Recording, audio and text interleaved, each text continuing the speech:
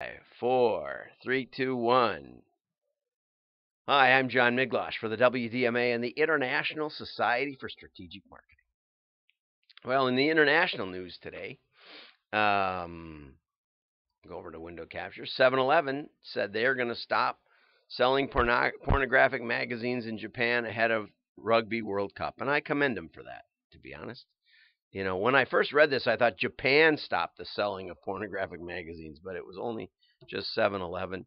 And I was worried about government intrusion, which I talked about yesterday on the search engines that China allows, and they kicked Bing out. But in this case, it's the retailer who says we're not going to sell the magazines, and so good for you. You know, I don't consider that to be much social merit, though it looks like they make a lot of money on it. Because they sure got a lot of them, according to this little picture here. And I don't know much about Rugby World either. It's a lot of pictures, and it's a kind of a sad thing. I consider pornography to be a kind of an illustration of the virtual world. You know, it's like virtual love as opposed to real love, and we'll let it sit with that. I'm not going to get into Neoplatonism and the need for tangible marketing. Well, there was another article that I didn't put up that said in Singapore they're doing sampling, a lot of sampling, which I think is a wonderful idea and goes along with my campaign that I'm going to be running in February, where I mail out M&Ms and puzzles to some of my prospects. Anyway, TiVo had a report that said that viewers are facing media fatigue. There's too many choices, and that bundled a la carte packages have dropped, and it was real interesting because it said basically older people have cable and younger people are doing more streaming. I'm onto the streaming. I watch pretty much every major sporting event through Europe. I don't know where I'm watching it through, but I have some security, safety precautions on my computer. I've tried to explain it to friends, and bad things pop up on their computers, and then they get scared away. But it works great for me. So the bottom line, and this is the real message here, is that this is a time will tell scenario. I really think it's going to shake out. I'm embarrassed by the real TV coverage of things like the Olympics. I'm watching some sailboat races down in Australia where they have cameras on the heads of the sailors, and they're crashing and falling overboard all the time because these buggers go about 30 miles an hour. And that's what the Olympics should. The Olympics should be something like that. It should be something that really gets you into the sport and lets you watch a real sporting event, not just hear about the lives of the participants. Something where we get to pick what sports we want to watch, because I want to watch sailing, and they don't let me see any of it on NBC. Bad NBC. So, having said that, Stephen, did you make it over here? I don't know. If you did, type something on the Periscope. But I'm going to go over here to this. Okay, now I touched on this article a week ago, I would say, and I dovetailed it with another article that said that what customers crave is interaction with a brand. Personal interaction and personalization and all this. And you see a lot of that in the articles I'm looking at, that customers crave personal connection. When you're a fan of something, like Bubba Watson used to write me back on Twitter, and Scott Adams writes me back now and then. That's really great. But what was funny was in that article that I cited, it said, so let's all get chatbots so that people can think they're interacting with us. It might have been Dilbert. It probably was. No, it was a serious article. It basically said, if you want personal interaction, it's too hard with real people, so buy some chatbots. And that's basically where this article goes. It said that the first thing will be mainstream bot implementation. Bot experimentation is over. We can now get the bots. We just tell them what to say, and they figure it all out, which I don't believe for a minute, right? It says that the C-suite is aware of the importance of customer experience and executives are involved in making chatbot agents a key part of their company's customer experience. Now, down here a little bit further, here it says we're going to have smarter bots. First, we're going to have mainstream bots. Then we're going to have vertical smarter bots. Then we're going to have also emotional bots.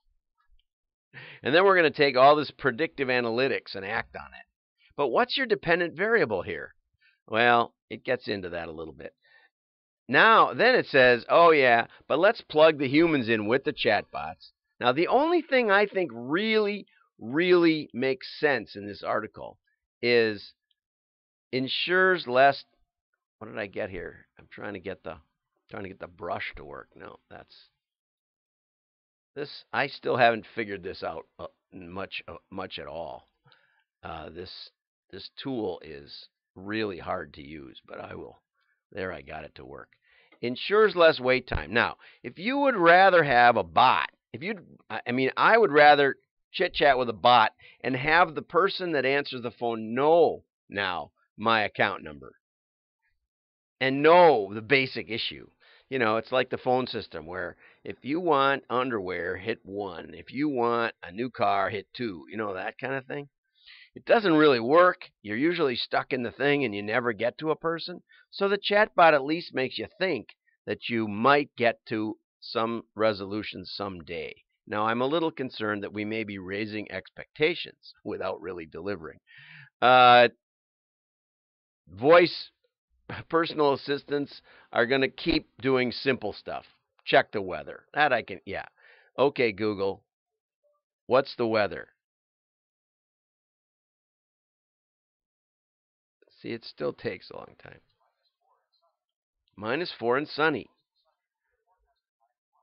A forecasted high of 1. Okay, now we're going to have hyper-personalization, right, along with the bots. You see the contradiction? Does anyone see the contradiction, or is it just me, right? Oh, my gosh. We foresee the birth of a segmented user conversation model as an aid. They haven't even gotten personalized websites right. ESPN still won't let me block the NBA. How dumb is that? I like college basketball. I don't like NBA. Why don't you use your AI and just make the website a little tiny more personalized? Not just don't let me tell you what I'm interested in. They didn't do any AI for that. They asked me. I said, I like these 5 teams. But how about a question that says, I don't like, right? Google continues to send me the highlights for teams when my team loses. Hyper-personalization. That one I don't think is going to happen in 2019. Continuous conversations.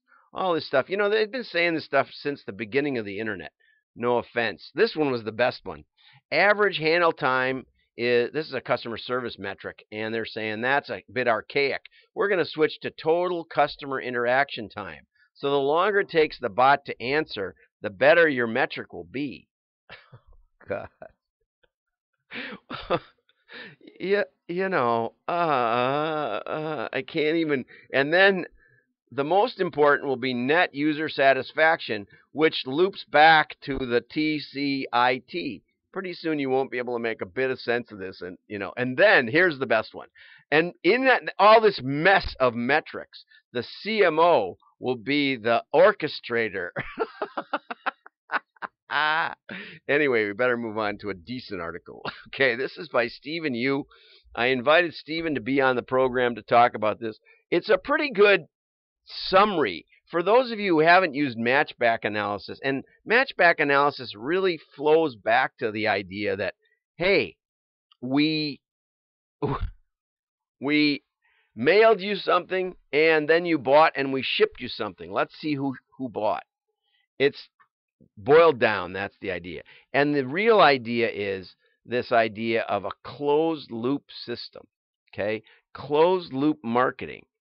I don't know if Stephen coined that, but it's the real rock solid idea of what did we do and what happened. What an idea. And the reason it grew up in direct mail is because when you mail something, and I have my stack of mailers from Google and and LinkedIn and PayPal and all these e-commerce, totally virtual world people. And I have a little stack of mail that they send me. Okay, so the reason mail and closed loop work together is because they get your attention at a level that digital doesn't even approach, may never approach, as we talked about yesterday. So hopefully we'll take more time, and Stephen will join me on a program, and we'll get into some depth about his concepts. And, I wrote to him and I commented, and he's answered, but I haven't read it yet, that holdout, he didn't talk about holdout, so we're going to talk about that too. Have a great day. Like and share. Send it to your friends.